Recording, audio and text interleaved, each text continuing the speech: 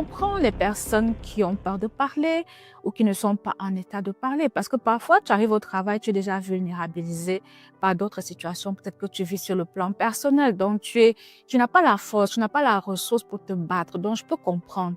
Mais ce que je pourrais aussi dire, c'est que on peut déjà commencer par essayer de voir qui au travail peut nous aider en fonction du pays dans lequel on vit, de l'entreprise dans laquelle on travaille, quelles sont les ressources sur lesquelles on peut s'appuyer. En général, on conseille de toujours aller vers les ressources humaines. Mais il arrive aussi que les personnes qui vous harcèlent soient aussi issues des ressources humaines. Donc, c'est vraiment pas évident, ça dépend. Cherchez des personnes sur le lieu de travail qui peuvent vous écouter, vous aider, vous guider et vous orienter.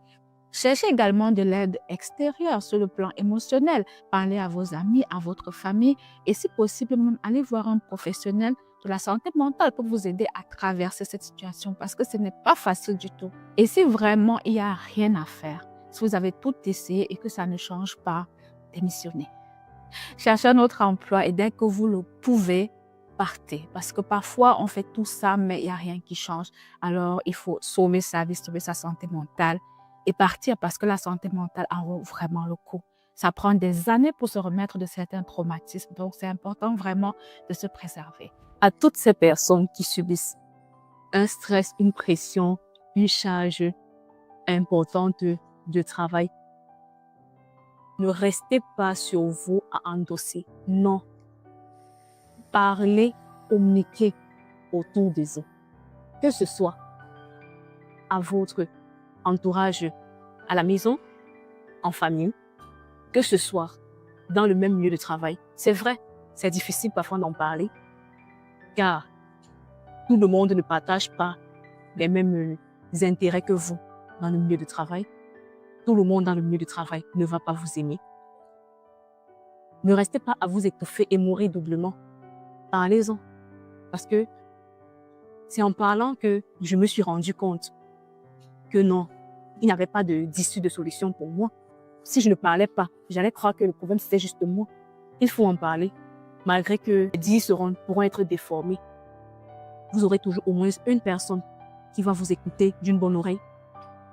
Vous aurez toujours au moins une personne qui aura vécu la même situation que vous. Et vous pouvez même avoir de la chance qu'en force de parler, si tout le monde se retrouvait en train de parler, il y aurait pu avoir des mesures. Il pourrait avoir des mesures d'accompagnement venant même de la haute hiérarchie, c'est-à-dire même de l'employeur, qui peut reconsidérer les conditions de travail des employés. Il est important de parler afin même de garantir, d'améliorer le rendement pour lequel vous vous êtes donné. Il est important de communiquer. On ne peut pas mieux servir dans un milieu où un milieu mal. Si c'était à recommencer, je n'aurais jamais accepté dès le départ d'aller au-delà de mes heures de travail. J'aurais demandé un contrat précis. J'aurais demandé d'une façon détaillée la charge de travail formulée sur un document de manière à ne pas avoir de confusion. Je ne serais pas allée vers certaines personnes pour échanger, pour faire part de mes difficultés. J'aurais pris moins d'engagement, de voir faire plus que nécessaire. Parce que peut-être en le faisant, je donnais l'impression que tout était faisable. J'ai peut-être participé pour ne pas laisser un recrutement se faire. J'aurais laissé les difficultés se faire voir aussi, quitte à ce que des recrutements puissent se faire. Parce que je pense que le problème aussi était venu du fait que j'avais embrassé des responsabilités qui m'ont très vite mise dans le surménage. Qu'est-ce que je changerais si c'était à refaire? J'aurais demandé directement à changer de service. Je n'aurais pas perdu toute cette énergie à vouloir changer un système qui, à la base, était déjà dysfonctionnel. Avec le temps, il y a une chose que j'ai appris, c'est que ceux qui vous harcèlent et vous maltraitent au travail le font souvent parce que l'environnement de travail ou le système le leur permet. Oui, parce que travailler dans un environnement dysfonctionnel, c'est comme vivre dans une famille dysfonctionnelle. Cela va nous affecter, que ce soit les interactions, ceux qui sont complices ou qui ne veulent rien faire. On va en souffrir et à un moment donné, il faudra prendre des décisions. j'ai été particulièrement touchée par les initiatives de la promotrice de s'intéresser au bien-être mental, à la santé mentale des Africains, plus particulièrement à celle des Camerounais. Parce que, voyez-vous, nous allons nous rendre compte que beaucoup de personnes, soit tout le monde, d'une manière ou d'une autre, subit une pression mentale quelque part, mais n'arrive pas à l'identifier. Et lorsque je suis tombée sur cette chaîne, je me suis rendu compte que ce n'est pas un problème des autres, en fait. Non, la santé mentale, c'est pas un problème des autres, c'est pas pour l'autre. C'est pour nous tous. Nous sommes tous concernés par ce qui est la santé mentale.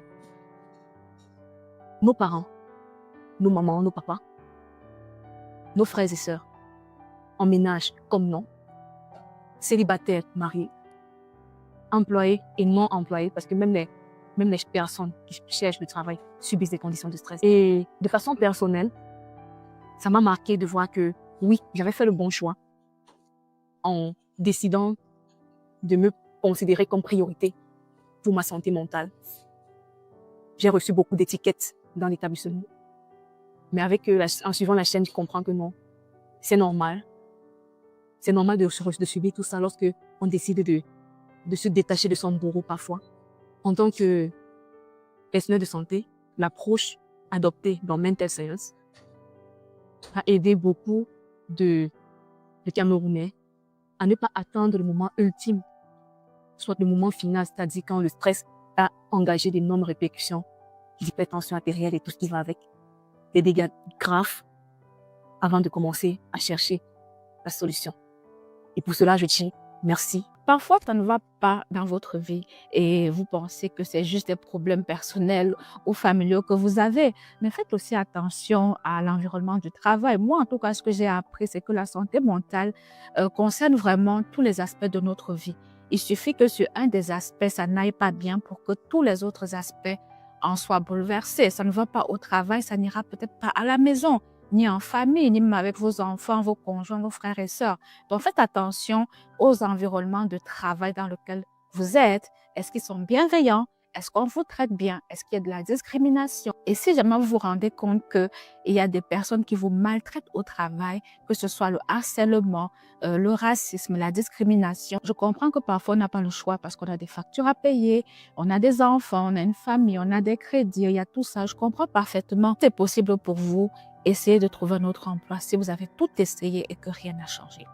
Parce que la santé mentale compte.